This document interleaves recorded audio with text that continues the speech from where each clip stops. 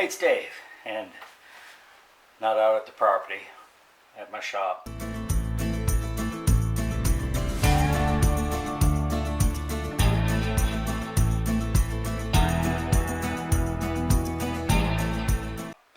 Well, my shop's over there.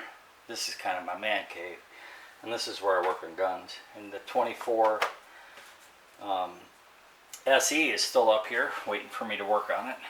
Let me get Lily. Before we get started, first and foremost, I hope everybody had a great 4th of July.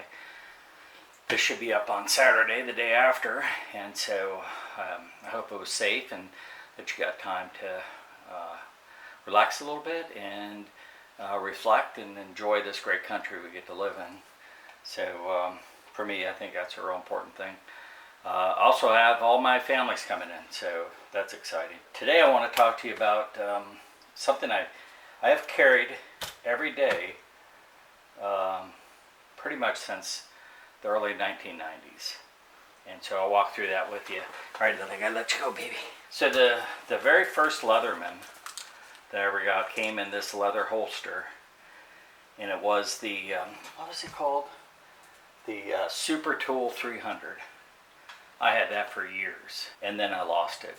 I lost it on a camping trip. I had the holster, and the knife fell out of it. For some reason I hadn't snapped it, and when we were doing different things, somewhere along the way it fell out. These things, these rebars, here's the first one I got. This was a Leatherman. They switched from the leather to this. If you wanted leather, you had to pay extra, so they went to this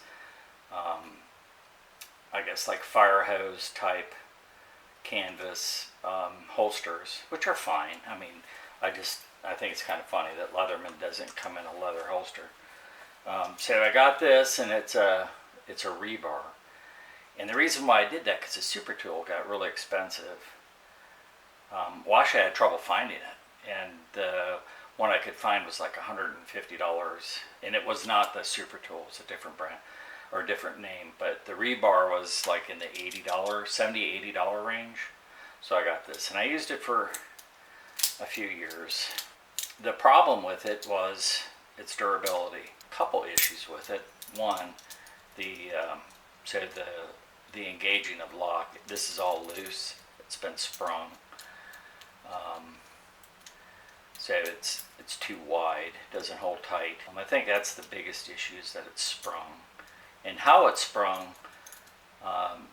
was cranking down on a screw with this. I was using the Phillips head, and I was cranking down on it, and it sprung.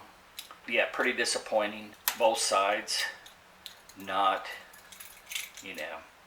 able to really use again. So I called customer service, and I was like, I got this issue with my knife. Is there anything you can do to, I know you have the warranty. Can I make a warranty claim on it? And they said, sure you can. You can make a warranty claim. You just got to fill out this form, and then you pay the freight to get it there, and you pay the freight to get it back. Which I was a little surprised to hear that. So, let's say it's $75 I paid for this.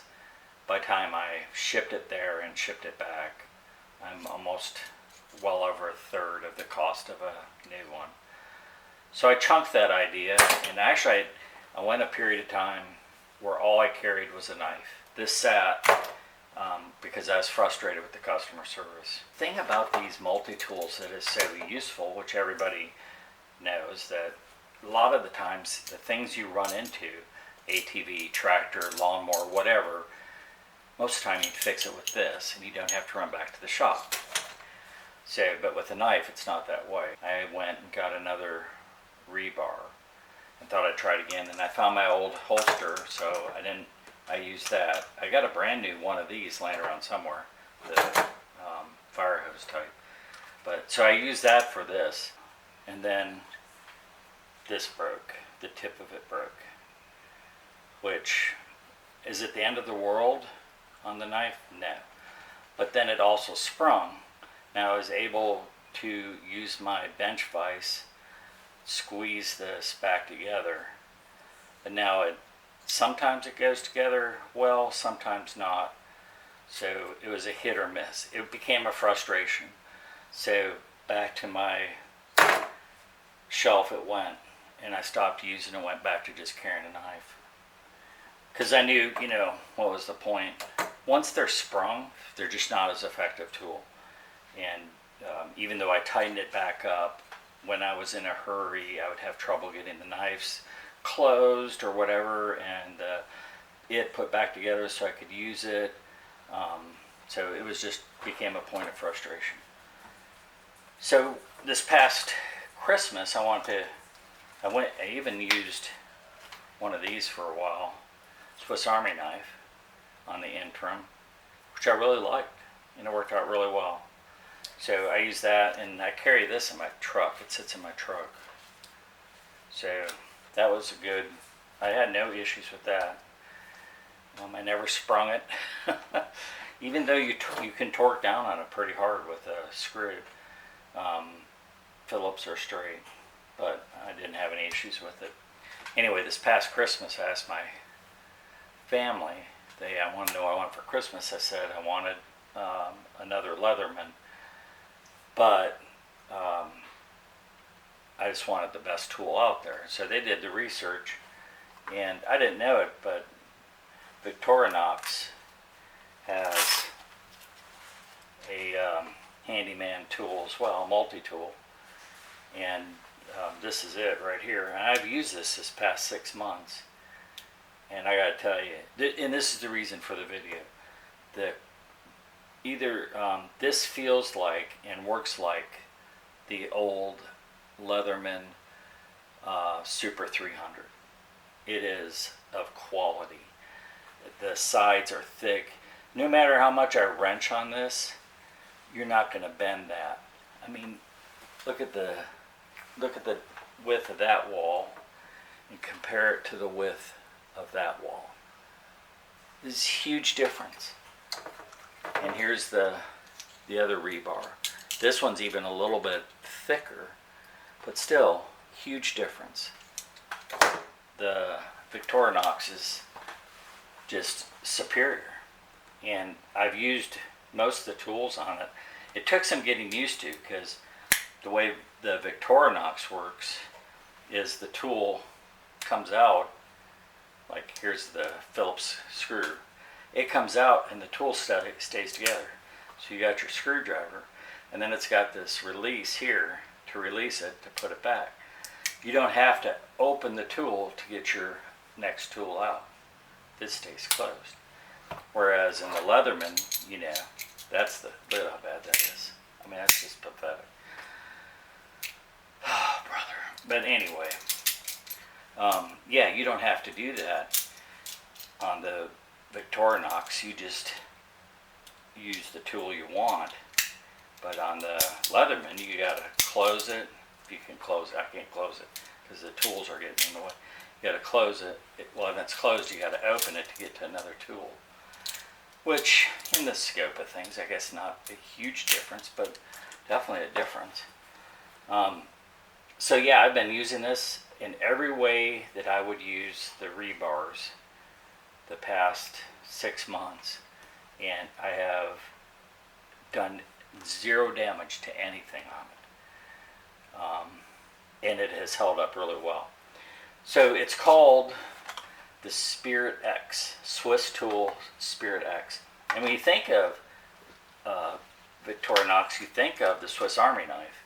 I mean, that's what they're famous for, their watches. I didn't even know they made a multi-tool. My sons did. I even have the Leatherman Micro. That was like a big thing in the 90s. And this is a really good little tool. It has a nice little, really good little scissors on it. This was what I would use when I went fishing all the time. So yeah, it's a good little tool. But yeah, I was a huge Leatherman fan, but I don't know. I don't know what they changed, but the difference between the super tool that I first got, and then these rebars. Now maybe they have some other tools. So I do know, and I will recognize this from Victorinox is, this is a $145 multi-tool. So that equates to more like the current or modern super tool, or even something above that. But I'm not so certain their quality is any better. I think their rebar. When I did the analysis of the tools and chose the rebar, I chose it because it had almost all the same tools as the 300. But the price is a little bit different. So you want to compare things, equally. The other player in the market's Gerber, and their stuff is looking much better, although their prices are up there. But the other thing I noticed, and I think it speaks to the companies, say Leatherman's warranty is 25 years, but they don't cover any of the accessories, or if you had like the accessory drivers or tools that come with that, wrenches, they don't cover that. And you pay shipping there and back. So with Victorinox, it has a lifetime warranty on the tool, 2 years on the accessories that you get. You pay the shipping to the designated repair shop for the Victorinox. They pay the shipping back. So it's half the shipping cost. Gerber was unclear. They have a limited lifetime warranty, but they're unclear on whether it covers accessories and how the shipping worked. I kind of got the sense with Gerber, you pay the shipping there and back. So anyways, apples to apples, orange to orange is kind of important. The point is, I don't know why Leatherman's quality has declined. I don't think, and I wasn't doing anything drastic to break the point of this off. It was like something simple. Not as simple as like opening a box, but it was definitely cutting something open. Something that it should not have broke on. And it broke. So, not happy with that. And then followed up and I sprung it. I had already sprung it. Which, why give you the tools if you can't, use them? To use a tool to drive out, to remove a Phillips head screw, I think the tool should be able to do that. Both of these got sprung on screws. So, yeah, I don't know. This one, I've used the straight head and the Phillips, no issues. I also have used the punch to bore holes in wood. Works really good. Pretty much I've used a lot of the tools on there and have had no issues. So, my advice is ditch your Leatherman, the next one you get, and check out either the Victorinox or the Gerber. Maybe you're still having a lot of good luck with your Leatherman. I wish I still had my first one. I don't think I'll go back to Leatherman. I think I'll just keep using the Victorinox. The Spirit X is what I got. Again, it's $145. It's a little bit more than the rebar. Rebar is $79.95. The current Super Tool 300 is $100. So it's $45 more than the current Super Tool. So, and this, it has a couple more tools than the Super Tool, but it is comparable. For Gerber, the multi-tool, the 800 Legend is $182. That's probably the most comparable, but it's a lot more expensive. But it looks like a good tool. I haven't used it, so I can't say for sure. And if you've ever watched the show, The Last Alaskans, with there's a couple on there, Hemo and Edna Korth. And Hemo, all he uses, he has like an old Leatherman, and that is his tool when he goes hunting. He uses the knife on the Leatherman to do all of his prepping of and field dressing of his whatever he shoots and kills.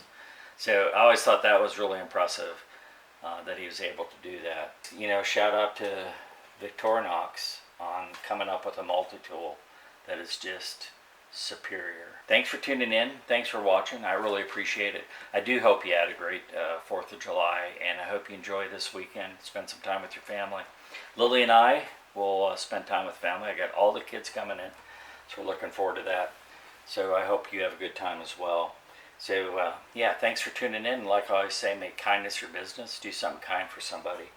And yeah, take care. Dave out.